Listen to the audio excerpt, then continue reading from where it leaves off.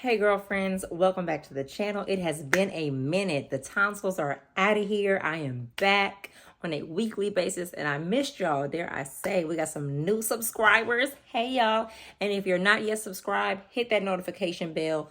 Do all the things. Subscribe, follow along, comment, like, share, please. And if you're new to the channel, we are all about rediscovering our styles as moms. We travel with littles without. We pour into our cup. Self-care over here, baby. You are going to hear me say it over and over again, time and time again, that self-care is not selfish, because somebody got to tell you. It's a real unfiltered journey over here where we are just really trying to master adulting.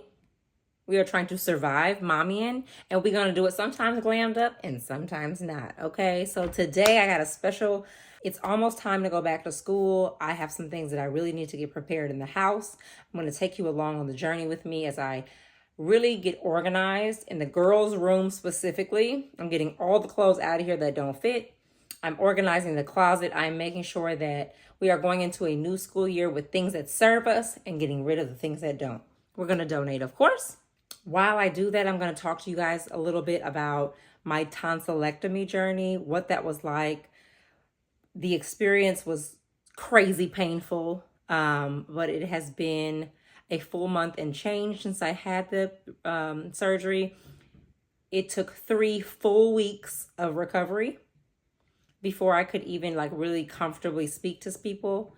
And I'm back now. I'm better. I enjoyed my hiatus to recover, rest, but I am back full throttle. It's only up. All right, so welcome back to the channel. Let's get into it. Okay, let's get it. So I am about to go through the girls' drawers, their closet, faux clothes. We about to do a whole lot. So y'all just put y'all bootstraps on, because I just took an energy drink. Bloom Nutrition, holla at me. I just took a sparkling energy drink and it's time to get some things done. I'm about to turn the music on and get to work because I want to do a room a day before my oldest comes home. And I feel like I can get this done before the weekend is over. So let's go. Okay, here's what we're working with. Pajamas. Tatum's clothes will probably be the craziest.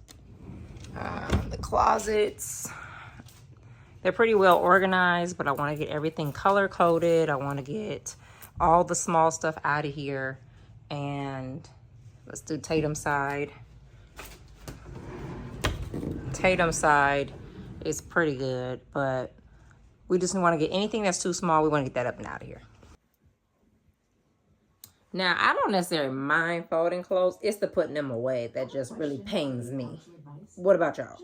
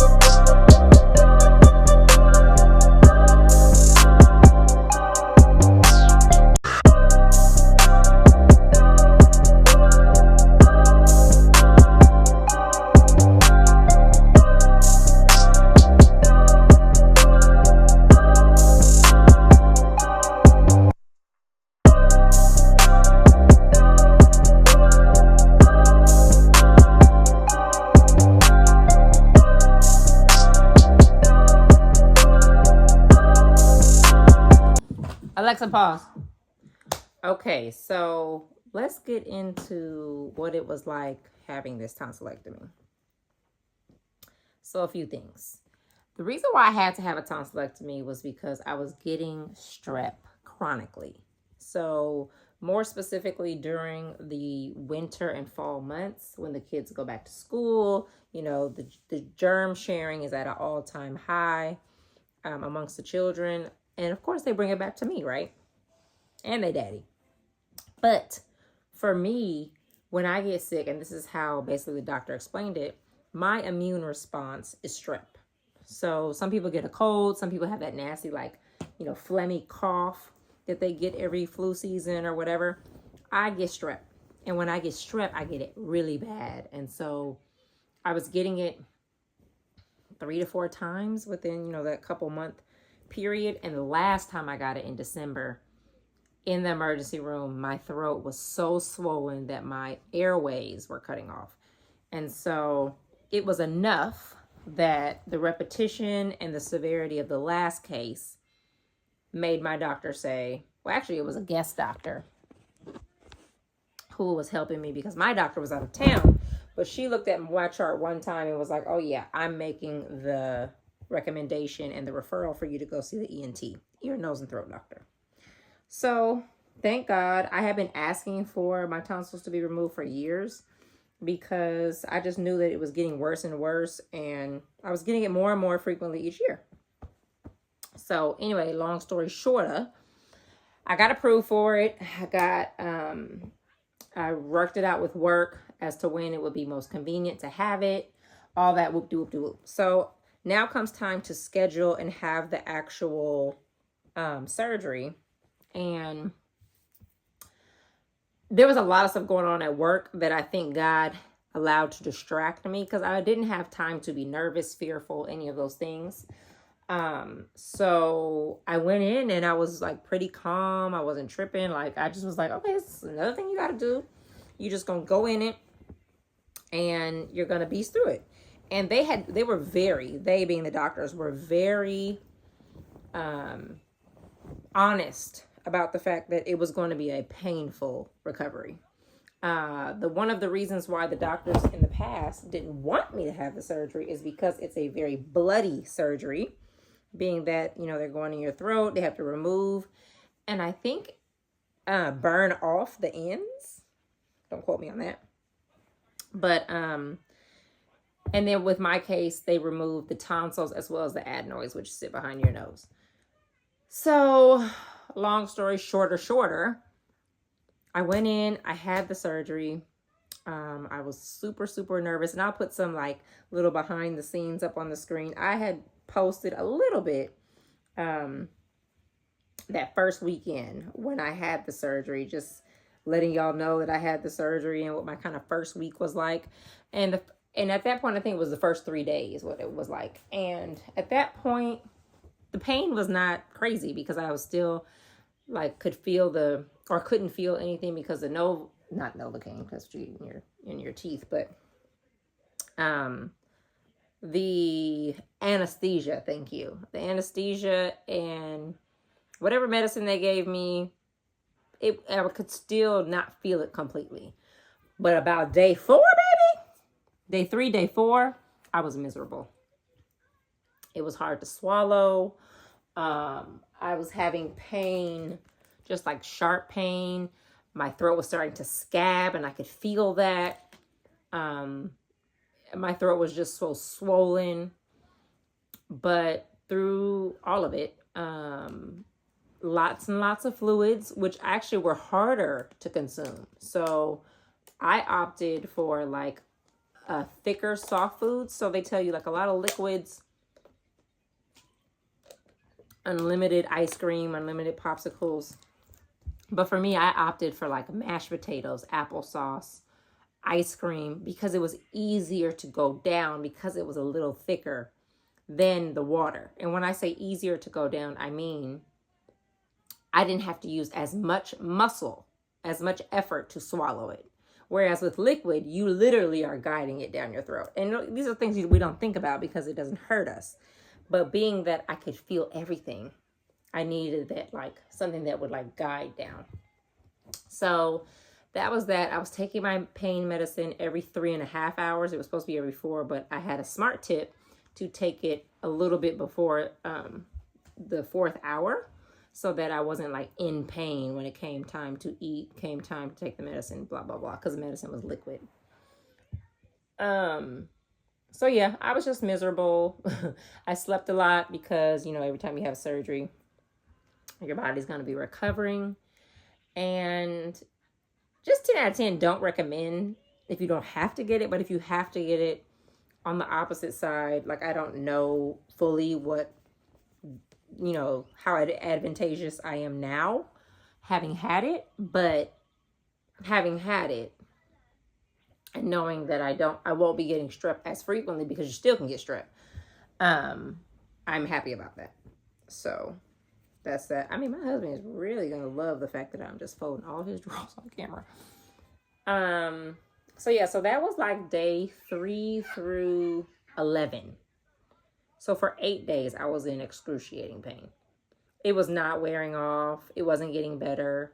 Shout out to my husband. He washed my hair for me. Shout out to my auntie. She came and moved in for 2 weeks. Shout out to my mom. She administered medicine and gave me a bell to be at my beck and call. Tatum didn't leave my side, which was super cute. Kinsley, like, she kind of liked helping me out, but she was flaky. She wasn't the best bedside doctor. You know, she was in and out the room. So, but Tatum was my little rollie. She would, every time I had a popsicle, she had a popsicle. But I would say by day 9, I was at least more mobile and like I could walk around in pain. But those days before, I didn't really want to get out of bed. So it was tough. It was tough, but we got through it, and I'm very happy to be on the other side of it, because you just don't think about what you don't think about. It's like when your stomach doesn't hurt and you're not tripping, but then when your stomach hurt, you feel all that and you're like, huh, maybe this is just me. Huh, I wonder how it feels when my stomach doesn't hurt. Do y'all do that? Because I do that. So, yeah, it was quite the experience, but I'm glad it's over. Then I had the worst time with California disability. I wasn't even able to do that. So one day I'll have to figure that out and see if I can get down to the disability office and get those days, because that was too much. During the pandemic, some lovely person decided to use my social and claim disability. So now I cannot file a claim online because someone has my social and has fraudulent claims. They probably still got that money, but because now me, the real person, needs to file a claim for disability, I have to go into the office or track them down on the phone. And if you've dealt with any type of disability office in the state of California, I can only speak for, it's not the best experience. It's very hard to get through, and yada yada, so forth. And I know this because when you have a baby, that's considered a disability, and so when you go on maternity leave in the state of California, you go through disability. So Tatum is 2. I just went through that 2 years ago. So yeah, what else, y'all?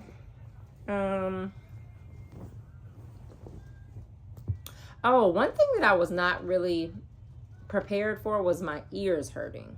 My ears hurt a lot. My teeth were super sensitive.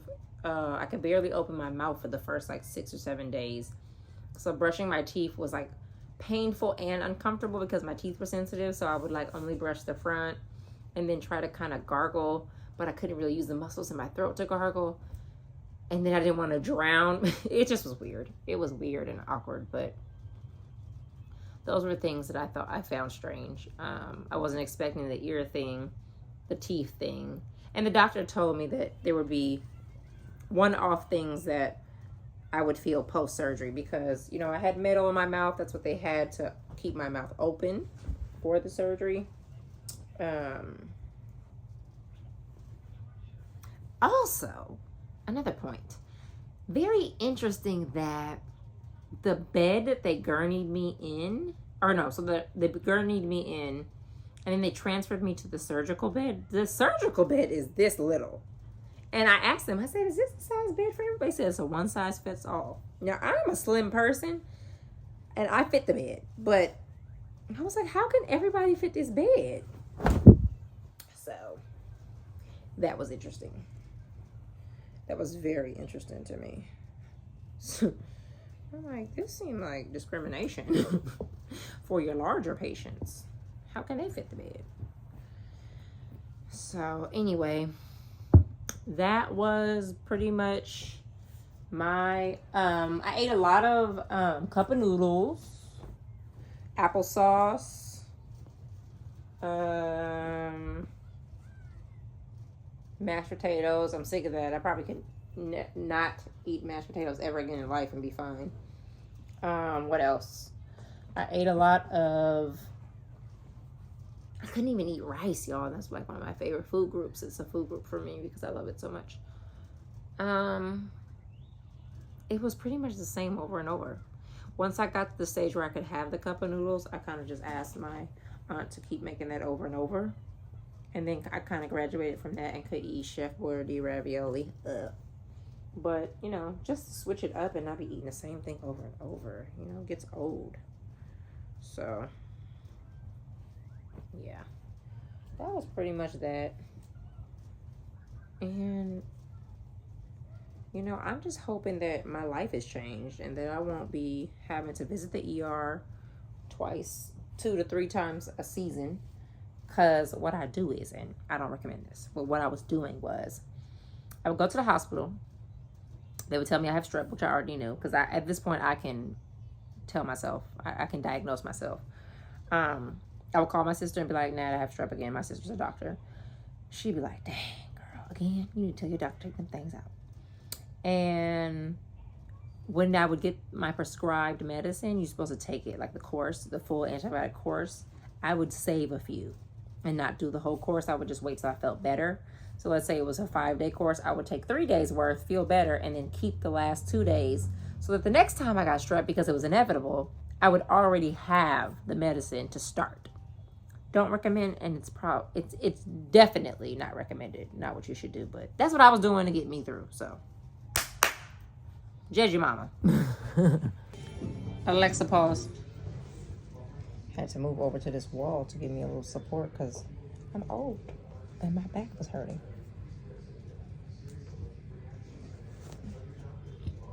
It's like a realization more and more every day that, baby, you old and your back hurt. Get you some stabilization.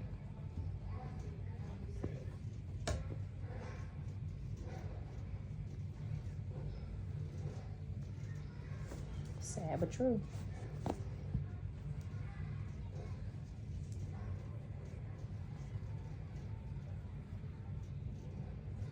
Alexa, play.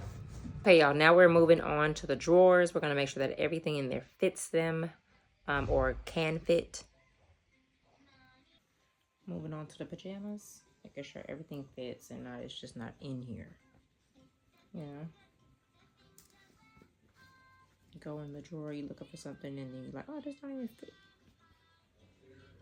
I feel like I have to do this more and more often.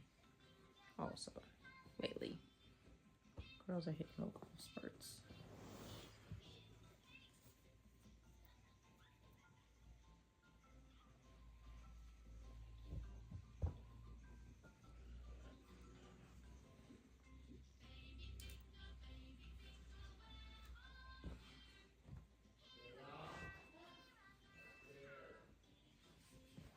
Come on, Tay.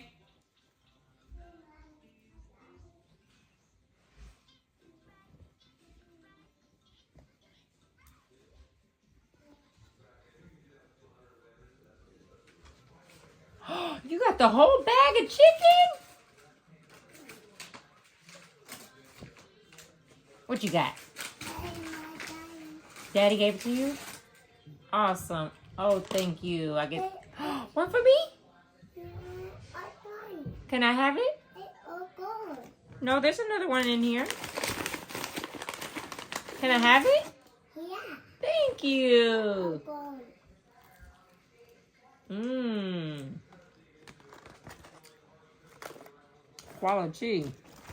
We should not be eating in the room, but thanks for Tay. Ranch wings from Walmart. Don't sleep.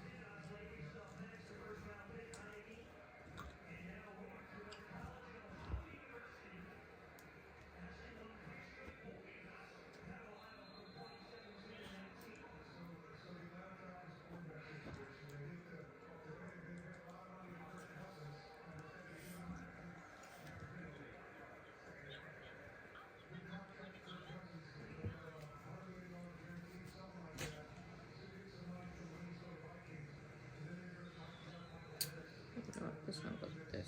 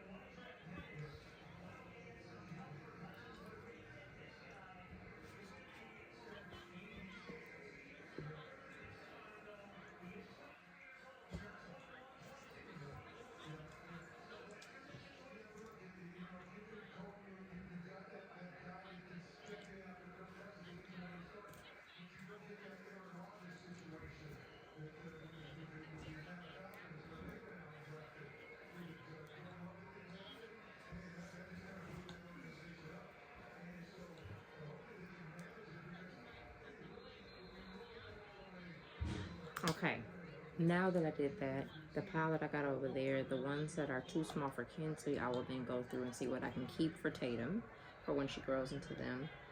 And then most of this stuff is for Tatum, so that means that Kinsley has basically no pajamas. So that lets me know what I need to go buy and restock on.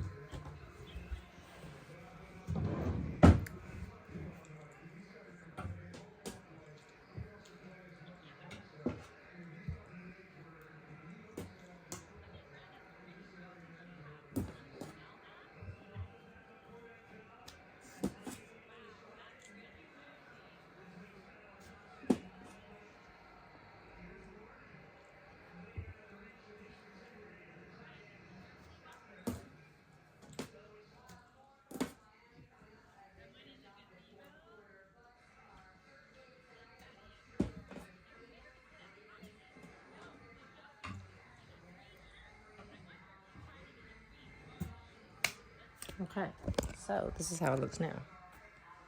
This is Tatum's side, and this is Kinsley's side. So you can see, we need to do a little restock for kids. Calling it a night. I'm tired as hell.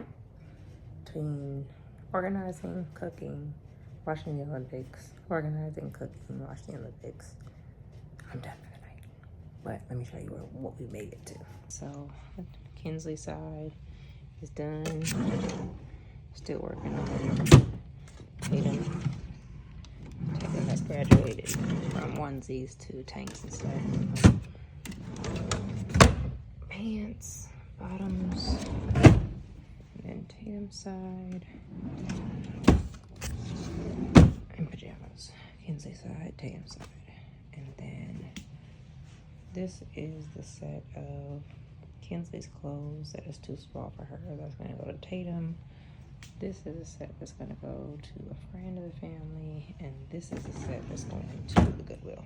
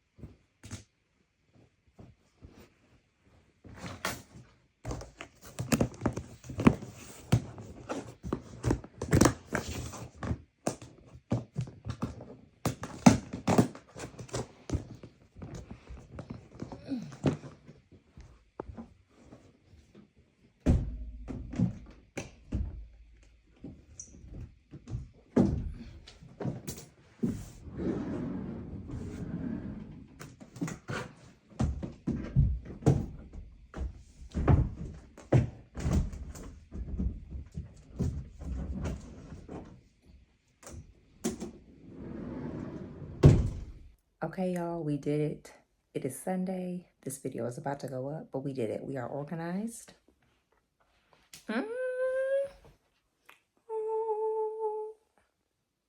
We are organized.